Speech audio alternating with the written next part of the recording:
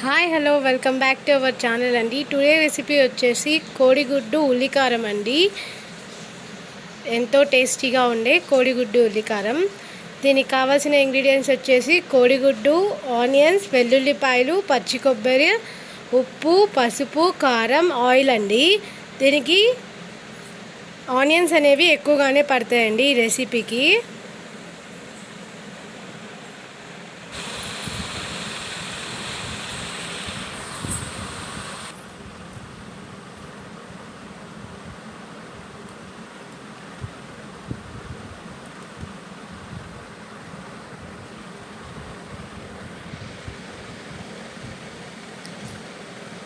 Next వచ్చేసి stove on చేసి pan పెట్టాలండి.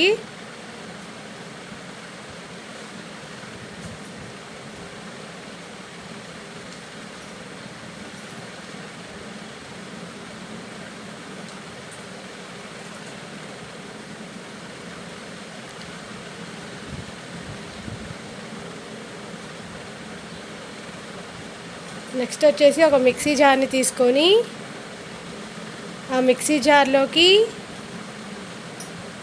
కొబ్బరి అలాగే చిన్నుల్లిపాయలు, ఉల్లిపాయ ముక్కల్ని యాడ్ చేసుకోవాలండి.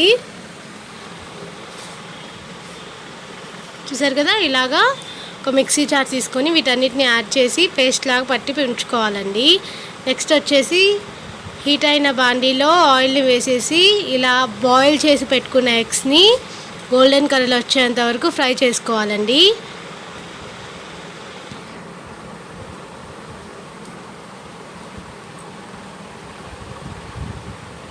చూసారు కదా, ఇలా గోల్డెన్ కలర్ వచ్చాయి కదా, ఈ ఎగ్స్ని పక్కకు ఉంచుకోవాలి.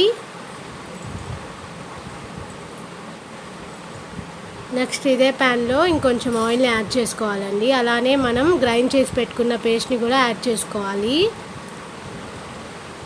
ఈ పేస్ట్ అనేది బాగా గోల్డెన్ కలర్ వచ్చేంత వరకు ఈ ఆయిల్లో ఫ్రై చేయాలండి.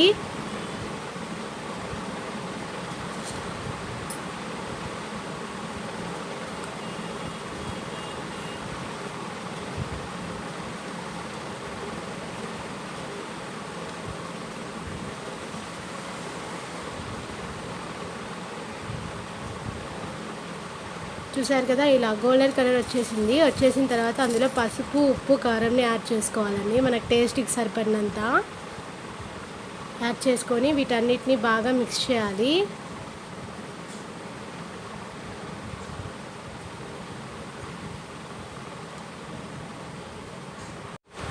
చూసారు కదా, ఇలా బాగా కలుపుకోవాలండి. ఈ కోడిగుడ్డు ఉల్లికారం అనేది 3 days వరకు మనం స్టోర్ చేసుకోవచ్చండి. నెక్స్ట్ ఇందులోకి ఎగ్స్ని యాడ్ చేసుకోవాలి. మనం ముందుగానే ఫ్రై చేసి పెట్టుకున్నాం కదా, ఈ ఎగ్స్ని యాడ్ చేసుకోవాలి. ఆ కారం అంతా ఎగ్స్కి బాగా పట్టేంత వరకు ఫ్రై చేసుకోవాలి.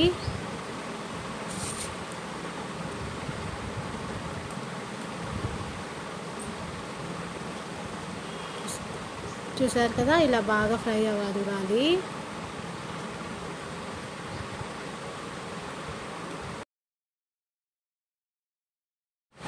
ఇలా బాగా ఫ్రై అయింది. చూసారా, గోల్డెన్ కలర్లోకి వచ్చింది, ఆయిల్ అంతా పైకి వచ్చిందండి. ఇలాగ అవ్వాలి. కారం అంతా ఇంతేనండి, ఎంతో టేస్టీ కోడిగుడ్డు ఉల్లికారం. దీనికి కాంబినేషన్ సాంబార్తో సూపర్బ్గా ఉంటుందండి. ఒకసారి ట్రై చేసి చూడండి.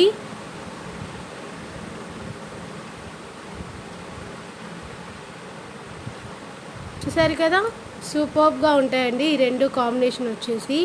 మరిన్ని వీడియోస్ కోసం మన ఛానల్ని లైక్ చేయండి, షేర్ చేయండి.